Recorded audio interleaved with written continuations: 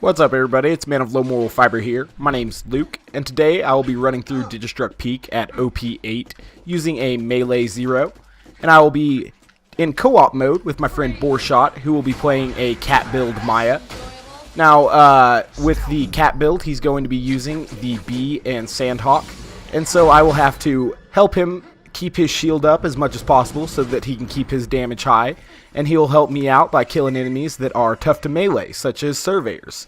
When you're playing with a Siren, you can get through Digistruct Peak a lot faster just because she has such an advantage over surveyors that she's able to kill them very easily, and you'll be going through a lot quicker when you're not wasting, half the time that you're in every area messing around with surveyors.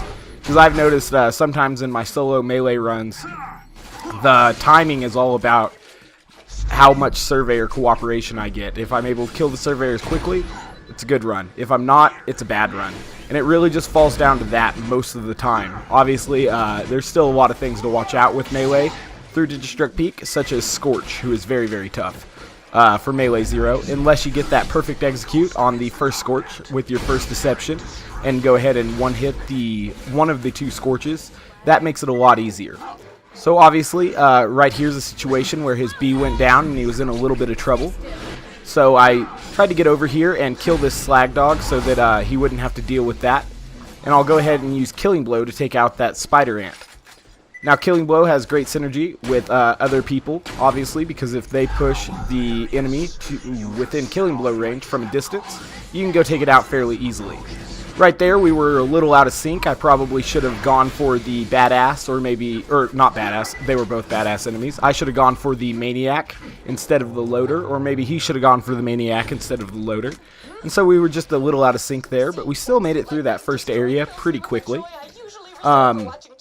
We haven't had too much practice together. This is actually Borshot and I's first day playing together, but it went really well. Other than that, obviously Maya, like I said, makes a great complement to Melee Zer0 in Digistruct Peak and other mobbing areas.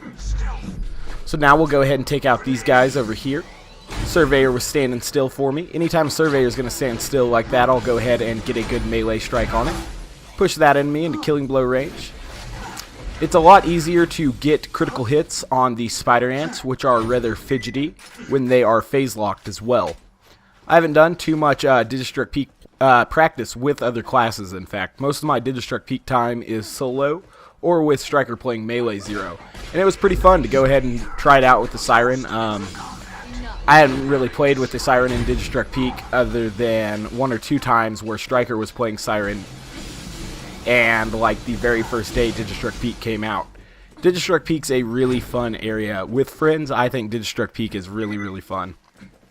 So now we're getting to what I think is the hardest part of the whole Digistruct Peak run with Melee Zer0, and that's the Scorch section. However, since we have a Maya with us, it'll be significantly easier. Before Scorch spawns, obviously, though, we'll have to go ahead and kill all of these guys. This will not be the spawn where Scorch spawns with 4 surveyors as well. I think that's the worst spawn that can happen at any part of Digistruct Peak, is when Scorch spawns with 4 repair surveyors. I think that's absolutely ridiculous, and it's the hardest part to get through. If you do get that, though, I'd say concentrate on the surveyors first, because if you waste an execute just lowering a Scorch to halfway or whatever it is where they start calling for help, and then the surveyors come, and if there's more than one healing at one time, they'll heal to full health almost instantly. Alright, so that Scorch is in Killing Blow range now. I'll go ahead and try to get a Killing Blow on it, maybe. Nope, that other Scorch got in my way, so I have to try to fight for my life. I didn't enter fight for my life, but when I say that, I was throwing chain lightnings to make sure that fire damage over time didn't finish me off. Go ahead and get Kunai on this one now. That'll help him take it out a lot quicker with the Sandhawk, because that 80% damage boost obviously applies for your teammates as well. And so when I'm wanting to boost his damage versus an enemy, I will throw my Kunai, because it will also help him out quite a bit. So now we're going to go down here and fight Dukino's mom. Like I said, I hadn't played with too many other people in Digistruct Peak before, and so I didn't realize Dukino's mom would actually reflect bullets back at anyone who is right in melee range of Dukino's mom. And so I have to behave a little bit differently than normal because of that. I will have to keep a distance from Dukino's mom until it's relatively close to killing blow range, as I don't want to try to strip my shield and then take a Sandhawk pellet to the face. And so what I'll do to assist with damaging Dukino's mom, instead of trying to get good melee executes on it, will be use my kunai to boost his damage via Death Mark and Death Blossom. And then I will use a Corrosive Pimpernel as well. I don't need the Corrosive Norfleet as much in this particular run as I do in solo runs, because I don't have to worry about the Surveyors quite as much. You see how those Sandhawk pellets are coming at me? I don't want that to happen, so I'll go ahead and just try to get some Pimpernel shots on him. It's a second before I go ahead and switch to the Corrosive Pimpernel, realizing I don't really need the Corrosive Norfleet, and Dukino's mom obviously can't be slagged. So the Corrosive Pimpernel is obviously going to be the superior option than the Slag Pimpernel. But the Slag Pimpernel is still going to do some damage, and I will eventually go ahead and pull out my Corrosive Pimpernel. As you can see, though, Boreshot's doing some great damage to it here using the Corrosive Sandhawk. Go ahead and pull out the Corrosive Pimpernel now.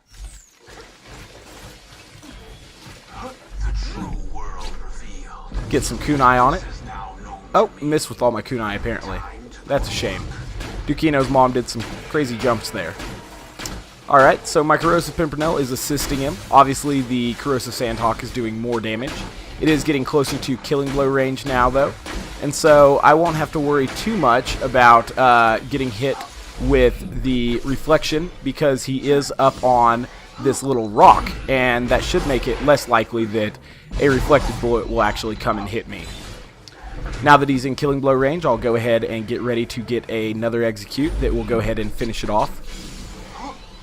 There we go. Now we're moving on to what I think is the second hardest part of Digistruct Peak, and this is the... Oh, never mind, this isn't the Bonehead area. I am way ahead of myself at the moment. This is the Black Queen area, which I think is actually pretty easy overall. Go ahead and take out all these enemies before the Black Queen spawns. There are several different spawns that can happen in this area. I actually kind of prefer the loader one to the overabundance of spider ants, because those slag ants and those spider ant sappers or whatever, the little fire ones that go and hide, are no fun at all. Those enemies seem almost strictly designed, the slag ants at least, to bother Melee Zer0 more than any other character. Being slagged really doesn't affect any other character at OP8 other than Melee Zer0, because, you know, most things are going to health gate you anyway at overpower level 8. So being slagged doesn't, not most things, a lot of things. Being slagged doesn't really change the danger factor for other characters quite as much as it does for Zer0, who will now kill himself if he tries to strip his shield while he is slagged.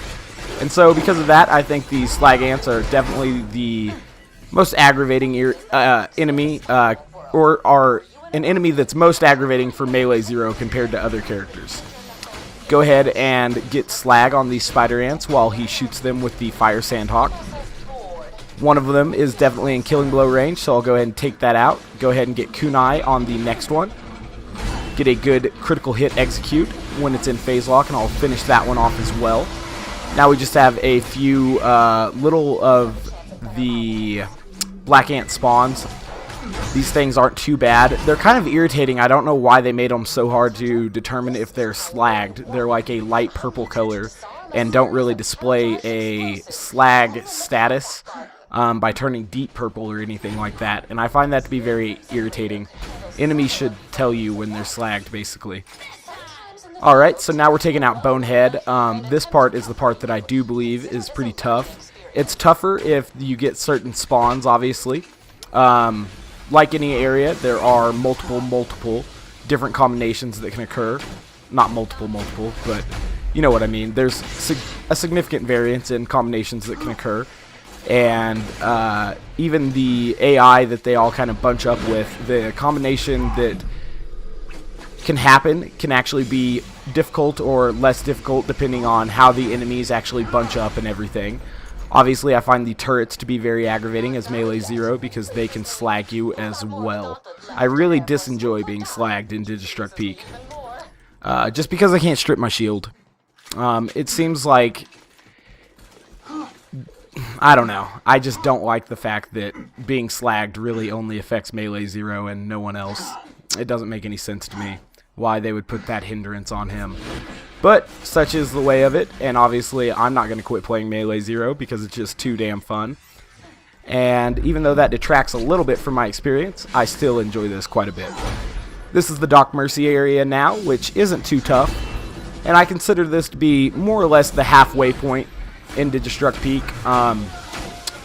The next area is the Assassin area, which is short but tough, and then the Saturn area, which is kind of a little bit longer, but it can be pretty tough as well. Not quite as tough as the other areas, so long as you're able to get to cover once Saturn spawns.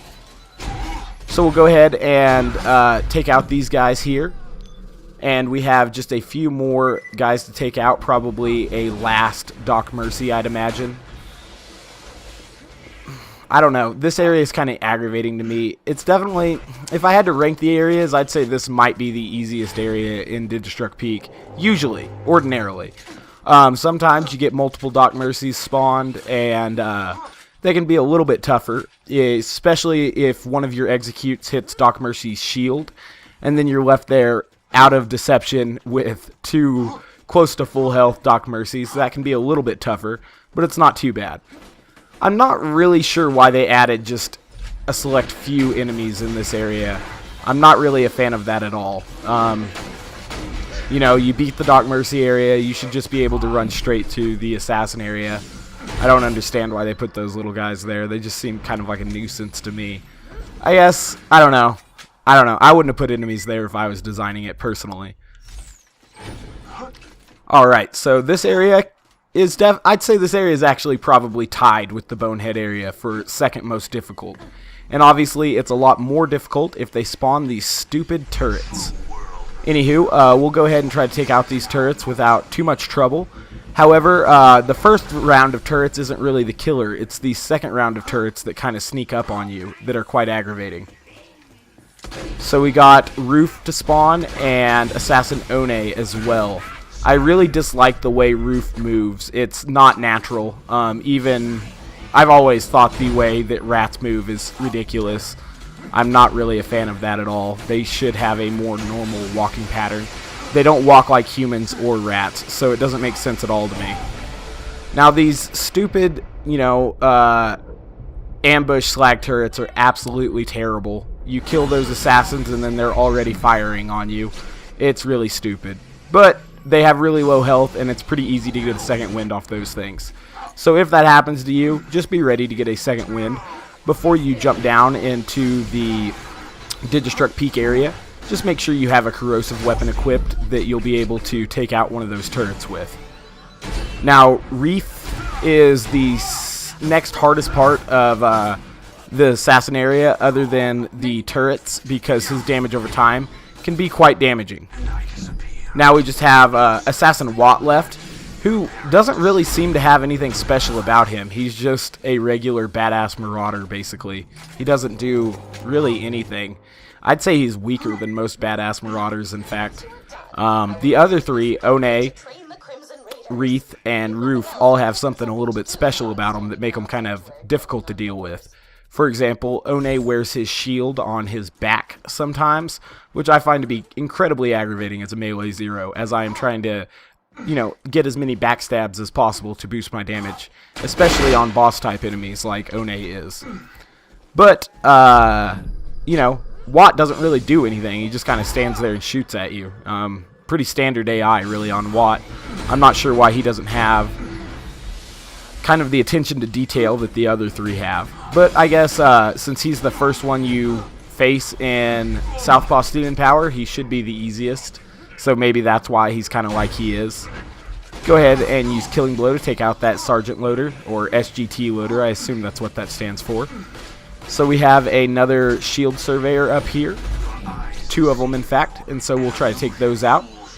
get an execute on the first one and use that mini must fall chain to roll into the second one. But Boarshot was able to take it out with the Sandhawk before I got there.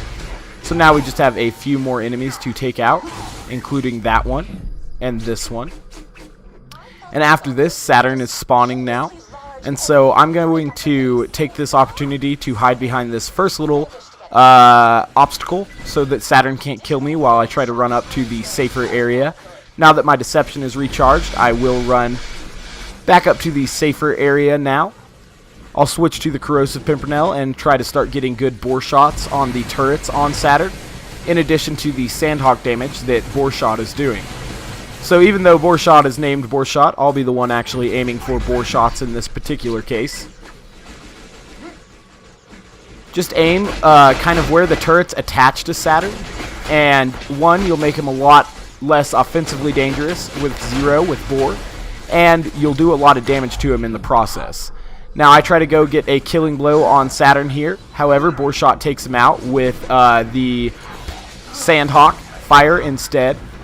So just you know, another little instance of being a little bit out of sync, but that's okay. You know, if I was recommending, you know, strategies though for co-op Siren and Zero gameplay, when you get a large enemy like Saturn to around 30%, I'd just go ahead and allow the Melee Zer0 to go ahead and finish it off so that you can go ahead and get started on the Saturn, the other Saturn, for example.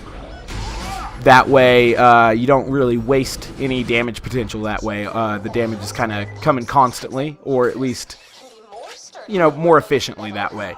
But we were still able to take out Saturn very, very quickly, and we'll be moving on to the next area, which is actually the third to last area in the whole Digistruct Peak map. This area can be kind of tough if the turrets spawn and the slag dogs spawn as well, kind of at the same time. Makes it a little bit more difficult, but this area for the most part is rather straightforward. There's some terrain provided to add cover, however you can get caught in a very bad spot with all of these slag turrets and everything that can happen. So be on the lookout for that. If there are slag turrets, I'd recommend taking them out with the Norfleet from Deception so that you get that Deception boost. And you can throw some kunai to make sure that you kill all of the turrets in one Norfleet blast that way. Go ahead and get slag on these surveyors now so that they'll be easier to take out using my Pimpernel. Went ahead and took out the surveyors, and the constructor turret is now dead as well. There's going to be a war loader, super badass loader rather, over here. So I want to go ahead and take that out because super badass loaders, when they get into that fast fire rate mode, see, this guy's basically just Watt. Like a badass Digistruct Marauder is Watt. But once those super badass loaders get into their fast fire mode, they can be pretty offensively dangerous. So you got to watch out for that, and I'd prioritize those guys pretty highly. Now this area, it's the last mob area of Digistruct Peak, and it can be a little bit tougher than some people give it credit for. Luckily, there is an area where you can just walk to that will encourage the surveyors to kill themselves. However, you can still get some enemy spawns in here that aren't surveyors. They can actually be pretty tough to deal with.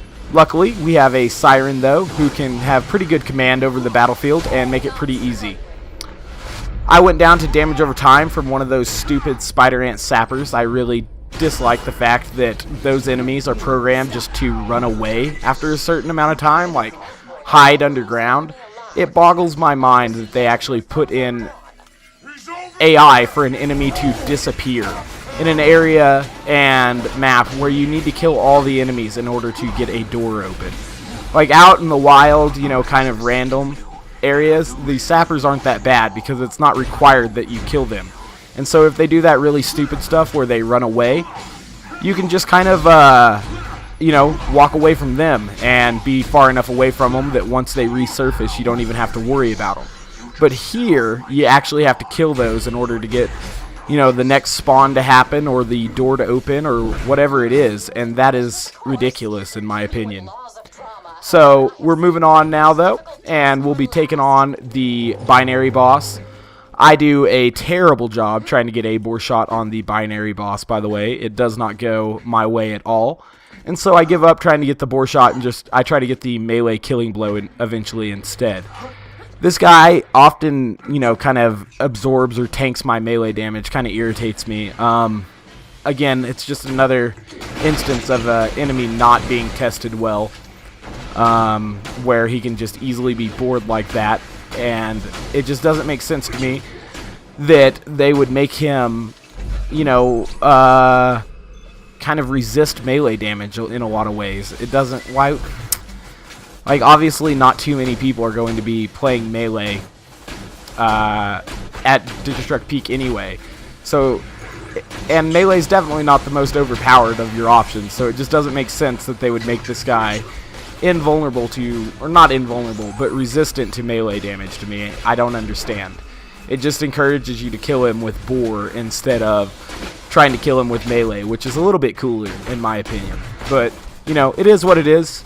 I definitely feel like this guy's kind of a letdown as far as a boss for Digistruct Peak goes. They could have done something a little bit cooler. I don't know. I guess it's pretty cool. It is cool that it's a unique enemy as opposed to a rehashed enemy from the main game. I don't know. Kind of torn on this one, actually. Oh well, it is what it is. Luckily, we have res, so I wasn't in any real danger there. One of the reasons why I was being pretty offensive, I knew that if I went down, I could just get easily rezzed by bore shot. Now Killing Blow is active, so I'll go ahead and run around and I'll try to get some more health back using my Chain Lightning and then another Deception and execute on this guy. Luckily, I hit him in a spot where it was actually able to kill him instead of kind of blocking my melee damage. So that was pretty cool. I'm not really sure what pearl weapon we got here. I didn't really look long enough to find it. But I do appreciate you guys watching. And if you haven't yet, please take the time to subscribe. I'd really appreciate that as well. Otherwise, I do hope to catch you next time. And I hope this, little demo on Melee Zer0 plus Siren through Digistruct Peak was informative and helpful. Anyway, like I said, hope to catch you next time. Bye, guys.